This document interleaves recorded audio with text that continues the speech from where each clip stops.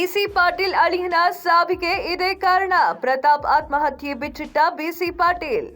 ಮಾಜಿ ಸಚಿವ ಬಿಸಿ ಪಾಟೀಲ್ ಅಳಿಯ ಕೆಜಿ ಪ್ರತಾಪ್ ಕುಮಾರ್ ವಿಷವನ್ನ ಸೇವಿಸಿ ಆತ್ಮಹತ್ಯೆಯನ್ನ ಮಾಡಿಕೊಂಡಿದ್ದು ಮನೆಯಲ್ಲಿ ಸೂತಕದ ವಾತಾವರಣ ನಿರ್ಮಾಣವಾಗಿದೆ.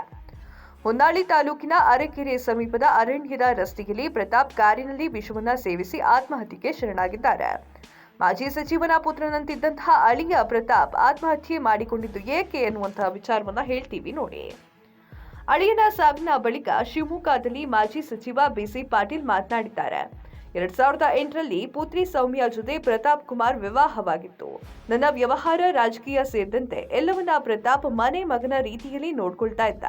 ಮದುವೆಯಾಗಿ 16 ವರ್ಷ ಕಳೆದ್ರೂ ಮಕ್ಕಳಾಗಿಲ್ಲ ಎನ್ನುವಂತಹ ಕೊರಗು ಕೂಡ ಇತ್ತು. ಇದೇ ಕಾರಣಕ್ಕೆ ಪ್ರತಾಪ್ ಆತ್ಮಹತ್ಯೆಗೆ ಶರಣಾಗಿದ್ದಾನೆ ಅಂತ ಬಿಸಿ ಪಾಟೀಲ್ ಹೇಳಿದ್ದಾರೆ. ಇತ್ತೀಚೆಗೆ ಮಗು ಪಡೆಯಲು ಕೋರ್ಟ್ ಅನುಮತಿಯನ್ನ ಕೇಳಿದ್ವಿ. ಕೋರ್ಟ್ ಅನುಮತಿ ನೀಡೋದ್ರಲ್ಲಿ ಇತ್ತು. ಪ್ರತಾಪ್ ಕುಮಾರ್ ಮದ್ಯಪಾನ ಹೆಚ್ಚಾಗಿ ಮಾಡ್ತಾ ಇದ್ರು. ಇದರಿಂದಾಗಿ ಅವರ ಲಿವರ್ ಕಿಡ್ನಿ ಸಮಸ್ಯೆ ಕೂಡ ಇತ್ತು. ಈ ಹಿನ್ನೆಲೆಯಲ್ಲಿ ಕೆಲ ತಿಂಗಳ ಹಿಂದೆ ಬೆಂಗಳೂರಿನ ಮದ್ಯಪಾನ ವ್ಯಸನ ಮುಕ್ತ ಕೇಂದ್ರಕ್ಕೆ ದಾಖಲೆ ಕೂಡ ಮಾಡಿದ್ವು. 1.5 ತಿಂಗಳ ಕಾಲ ಚಿಕಿತ್ಸೆಯನ್ನ ಪಡೆದು ಮರಳಿದ ನಂತರ ಮದ್ಯಪಾನ ಮಾಡದಂತೆ ಹೇಳಿದ್ದೆ. ಸೋಮವಾರ ಅವರ ಹುಟ್ಟೂರು ಚನ್ನಗಿರಿ ತಾಲೂಕಿನ ಕತ್ತಲಗೆರೆ ಗ್ರಾಮಕ್ಕೆ ಹೋಗಿದ್ರು. ಮಧ್ಯಾಹ್ನದ ವೇಳೆಗೆ ಮೆಕ್ಕೆಜೋಳಕ್ಕೆ ಹಾಕುವ ಕ್ರಿಮಿನಾಶಕ ಮಾತ್ರೆಗಳನ್ನ ಸೇವಿಸಿದ್ದಾರೆಂದು ಅವರ ಸಹೋದರ ಪ್ರಭುದೇವ ಕರೆಯನ್ನ ಮಾಡಿದ್ರು. ನಂತರ ಪ್ರತಾಪ್ ಕುಮಾರ್ ಅವರ ಹುಡುಕಾಟದಲ್ಲಿ ತೊಡಗಿದ್ವಿ.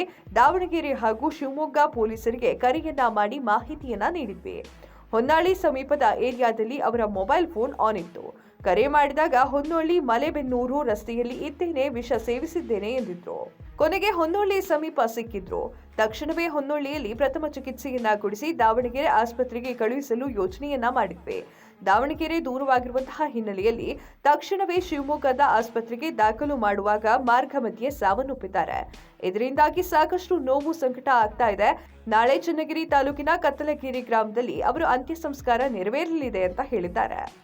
ಪ್ರತಾಪ್ ಸಾವಿನ ಕುರಿತು ಪ್ರತಿಕ್ರಿಯೆ ನೀಡಿದ ದಾವಣಗೆರೆ ಎಸ್ಪಿ ಉಮಾ ಪ್ರಶಾಂತ್, ಆತ್ಮಹತ್ಯೆ ಮಾಡಿಕೊಂಡ ಪ್ರತಾಪ್ ಕುಮಾರ್ ಚನ್ನಗಿರಿ ತಾಲೂಕಿನ ಕತ್ತಲಗೆರೆ ಗ್ರಾಮದ ನಿವಾಸಿಯಾಗಿದ್ದಾರೆ. ವೈಯಕ್ತಿಕ ಕಾರಣಕ್ಕೆ ವಿಷವನ್ನ ಸೇವಿಸಿದ್ದಾರೆ. ಅವರು ಶಿವಮೊಗ್ಗ ಕಡೆಯಿಂದ ಕಾರಿನಲ್ಲಿ ಒಬ್ಬರೇ ಬಂದು ಕ್ರಿಮಿನಾಶಕ ಔಷಧಿಯನ್ನ ಕುಡಿದಿದ್ದಾರೆ. ಕುಡಿದು ಕಾರ್ನಲ್ಲಿ ಅಸ್ವಸ್ಥರಾಗಿದ್ರು. ಮೃತನ ಸಹೋದರ ಪ್ರಭು ಎಂಬುವವರು ಪೊಲೀಸರಿಗೆ ಮಾಹಿತಿಯನ್ನ ನೀಡಿದ್ದಾರೆ. ನಂತರ ಪೊಲೀಸರು ಸ್ಥಳಕ್ಕೆ ಹೋದ ಕೂಡಲೇ ಅವರನ್ನ ಆಸ್ಪತ್ರೆಗೆ ದಾಖಲು ಮಾಡಲಾಗಿತ್ತು. ಹೊನ್ನೊಳ್ಳಿ ನಂತರದ ಶಿವಮೊಗ್ಗ ಆಸ್ಪತ್ರೆಗೆ ದಾಖಲು ಮಾಡಲಾಗಿದೆ. ಆದರೆ ಚಿಕಿತ್ಸೆ ಫಲಕಾರಿ ಆಗದೆ ಸಾವನ್ನಪ್ಪಿದ್ದಾರೆ.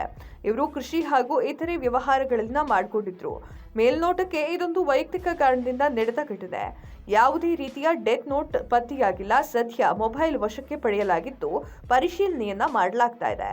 ಇನ್ನು ದೂರು ಕೊಟ್ಟಿಲ್ಲ. ದೂರು ನೀಡಿದ ಬಳಿಕ ಪ್ರಕರಣದ ಕುರಿತು ತನಿಖೆ ನಡೆಸಲಾಗುವುದು ಅಂತ ತಿಳಿಸಿದ್ದಾರೆ.